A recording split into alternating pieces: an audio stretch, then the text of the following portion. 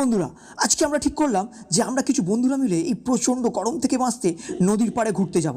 আর তারপর আমরা সবাই মিলে চলে এলাম নদীর পাড়ে। এসে আমরা আনন্দে প্রিয়তমা মনে রেখো, অনুপমা প্রিয়তমা মনে রেখো, অনুপমা মনে রেখো।